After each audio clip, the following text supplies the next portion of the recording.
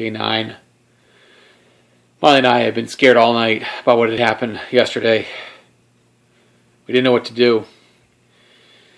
I had clung to me my 12 gauge, the 4570, and Molly had the 22 LR. We didn't know if we could make it through the night, what was going to happen. We didn't even know what was going on with our friends and our neighbors. Just then, we heard loud screams again. They were back.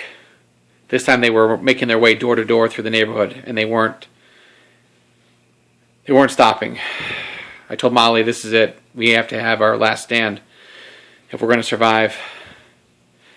I walked it over to Mitch. He didn't respond. I walked it over to Gwen and Mariah. I told him, load up and just open fire when you have the chance. We just need to ambush them if we can. Nobody got back to me. I was concerned.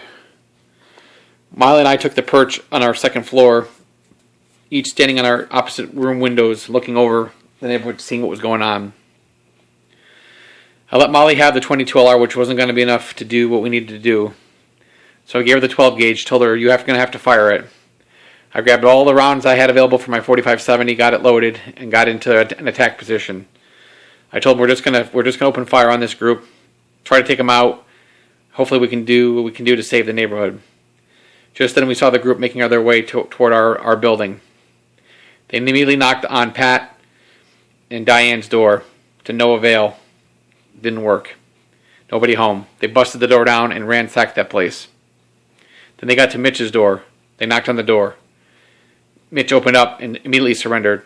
In fear, he was screaming bloody murder. Please don't kill me. Please don't kill me. He turned over his 20 gauge. I couldn't believe it.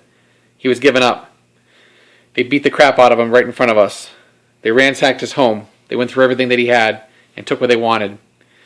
Another group was on the other side doing the same thing, going on the other doors across the street. I told my Molly, this is it. We got to go open fire and do what we got to do. Before we can even get a shot off, one of the marauders opened fire on us, seeing us in the window. We began to exchange gunfire back and forth. It was bloody. It was bad.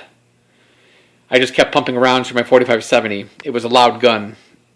I don't think they expected that. But they had some high-powered AK-47s, and they were shooting pretty bad.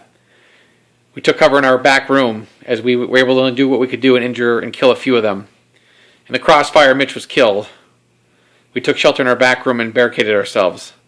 They were going to try to come through the front door, but then they decided to retreat. I don't know why. But it was bad. It was bloody.